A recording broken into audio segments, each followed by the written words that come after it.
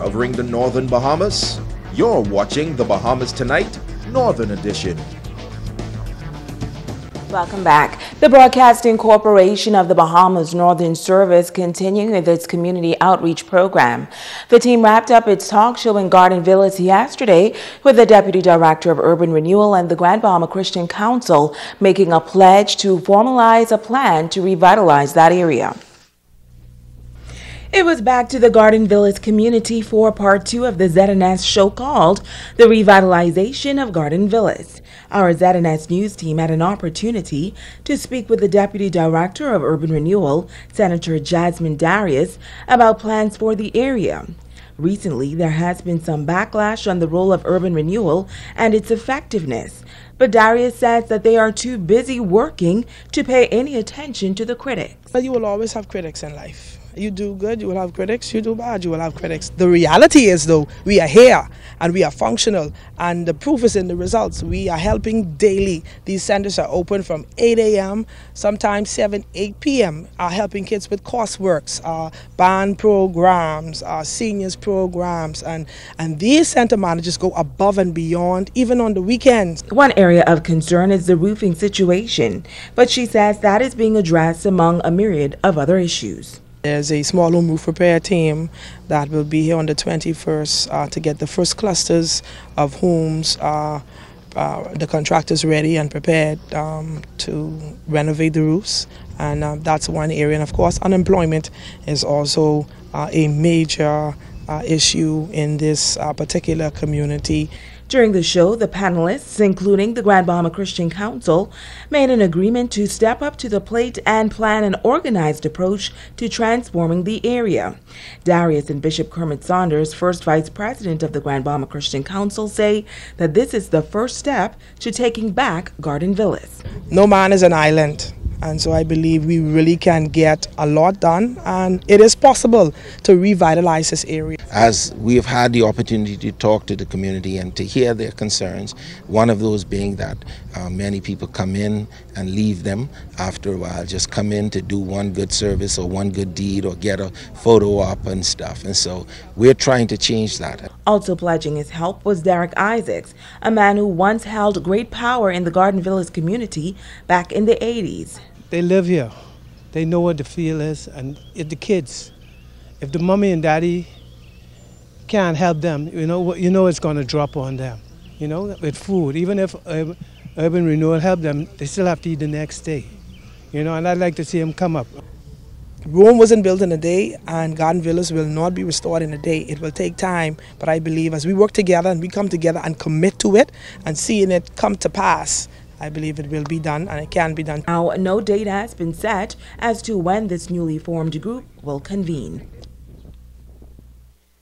Finally, in news this evening, tonight we continue to recognize mothers who have made an impact in the Grand Bahama community. In this report, Atalia Hall talks with a mother who has made a major contribution in education and to the church.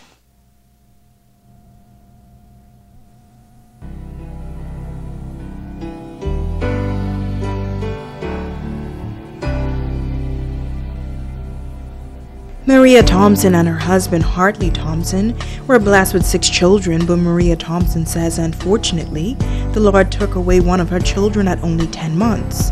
She says it was a painful experience. She was sick for about 2 months before passing, and back and forth to the hospital and seeing him suffer so. When the Lord took him, it was a relief. Thompson is originally from Nassau, but moved to Grand Bahama in 1968 on a mission to develop the Freeport Gospel Chapel Church. She says while she was heavily involved in the church, she still had a close connection with her children and ensured that they were brought up in the church with the help of her husband. From day one, we would be a close-knit family, have family prayer time together, family devotion, and that's the key. But Thompson says one of her greatest joys is the fact that all 5 of her children are a part of the church, one being a pastor, another a deacon, one a minister, an evangelist, and her daughter is a youth leader. Feel so proud and thankful to the Lord. Proud in a humble way. She was also instrumental in the development of the Freeport Gospel Chapel Primary School, which started out as a nursery in the chapel with 8 students. For its 8 students, we have become so close with the parents, and from that year to this, I still remember each of the parents, and they still keep in contact also. She says her message to all mothers is to always set a good example for their children. Talk with the children. You know what they're doing, you know their company, and so on, and have that prayer time. The family that prays together stays together. Italia Hall, ZNS Network News. And now it is time to Ask the Doctor.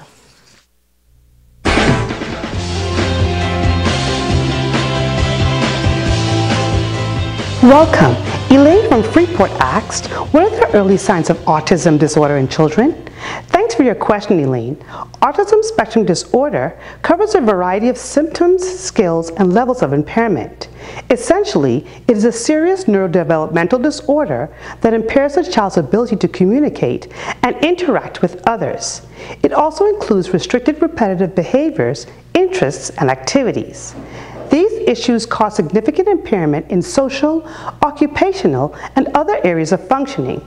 Some children show signs early in infancy. However, others may develop normally for the first few months or years of life, but then suddenly become withdrawn, aggressive, or lose language skills they've already acquired.